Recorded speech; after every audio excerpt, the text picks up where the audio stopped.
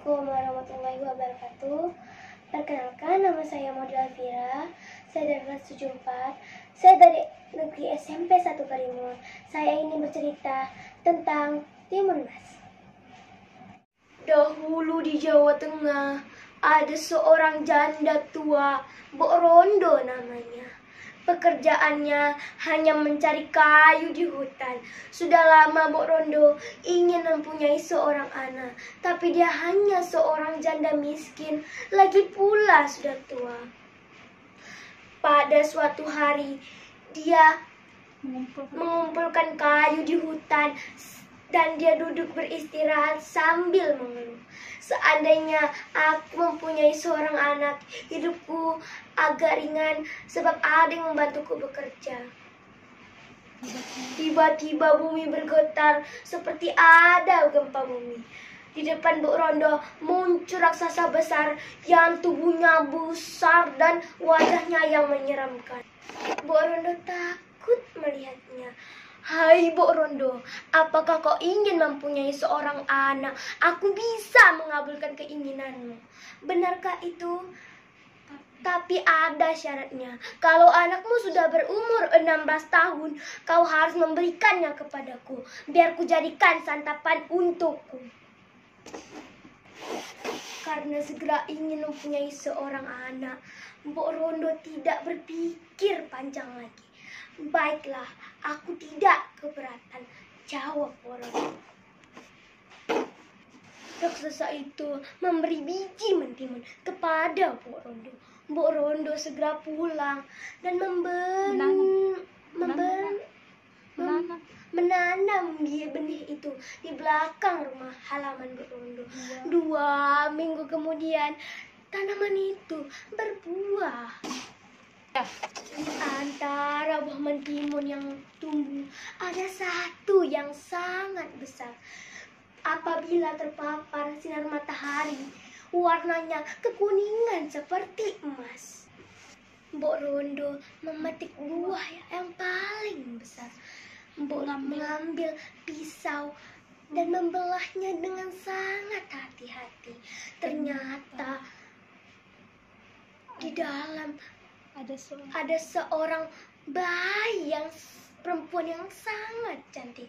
Mbok Rondo bergembira dan Mbok Rondo memberikan nama bayi mungil itu Timun Mas. Hari, bulan, dan tahun berganti.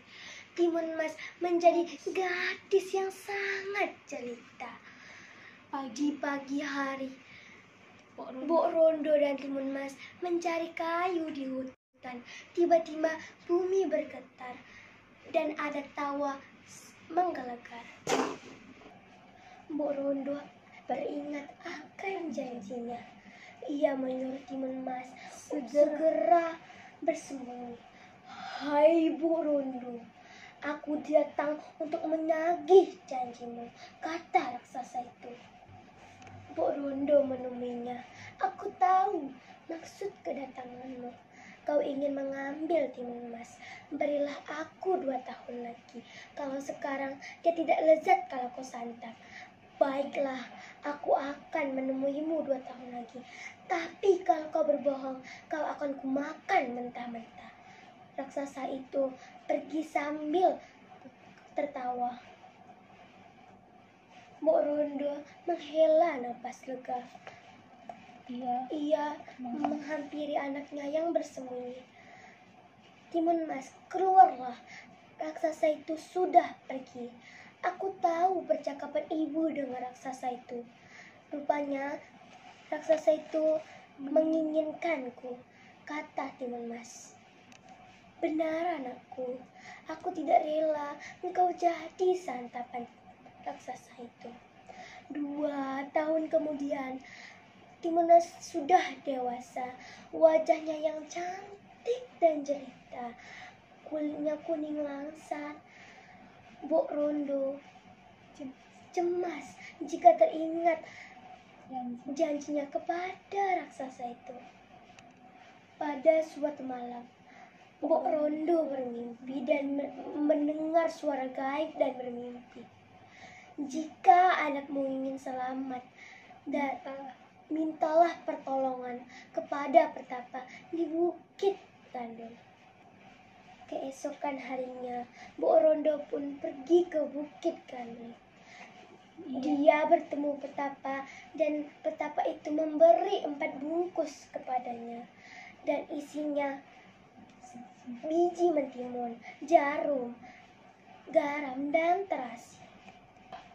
Mbok Rondo menerimanya dengan rasa heran. Sang petapa menjelaskan khasiat dari benda tersebut.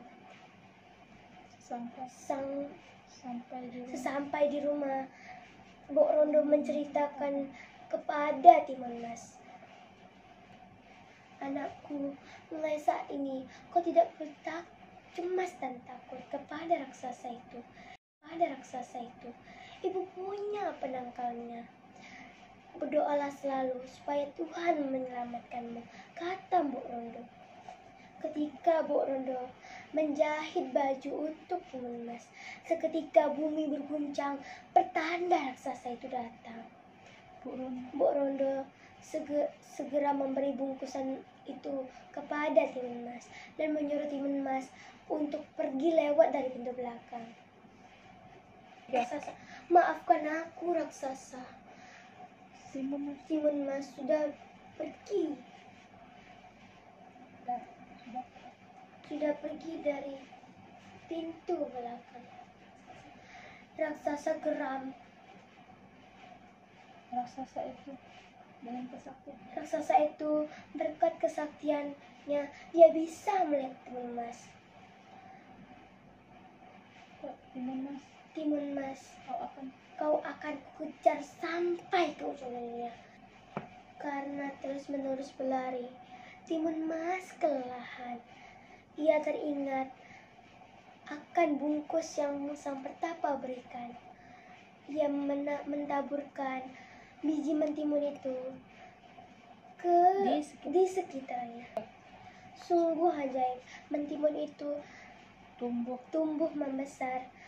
Buahnya yang sangat raksasa itu berhenti melihat buah mentimun terhampar di hadapannya.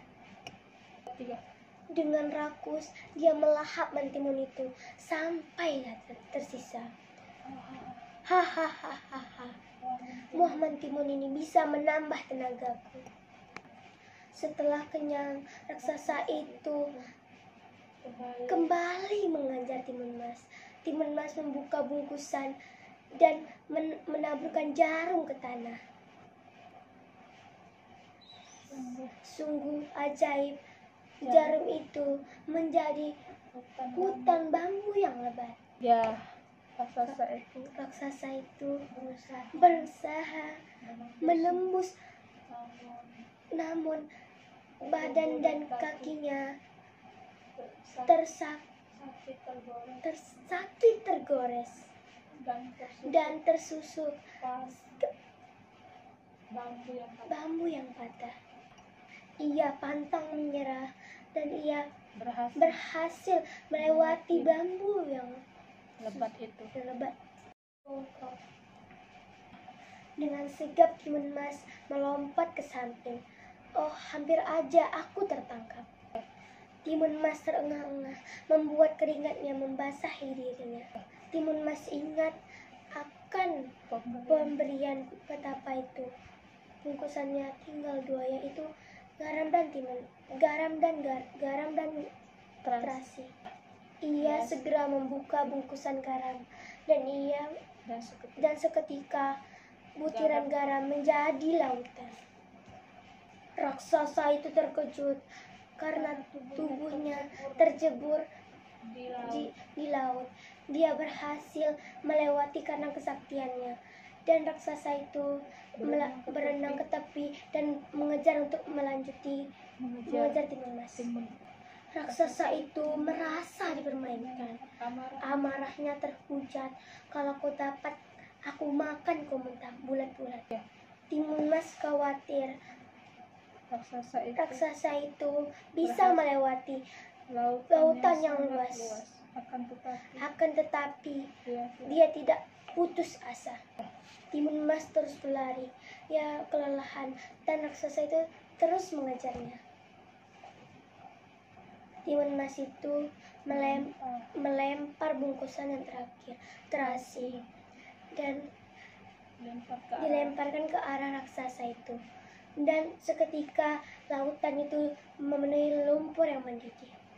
Raksasa itu terkejut sekali karena dalam sekejap lautan tubuhnya itu ditelan dengan lautan. Dengan segala upaya dia menyelamatkan diri, tapi hanya ia meronta-ronta, tapi usahanya sia-sia. Tubuhnya pelan-pelan tenggelam ke dasar. Timun Mas, tolonglah aku. Aku tidak akan memakanmu. Aku berjanji tidak akan memakanmu. Tapi lumpur panas itu menelan tubuh raksasa. Kini Timun Mas bernapas lega karena selamat dari serangan mara bahaya. Dia berlari ke arah Mbok Rondo. Mereka berpelukan dan akhirnya Mbok Rondo bersyukur karena anaknya dilindungi kepada Tuhan karena selamat. Sekian dari saya. Assalamualaikum warahmatullahi wabarakatuh.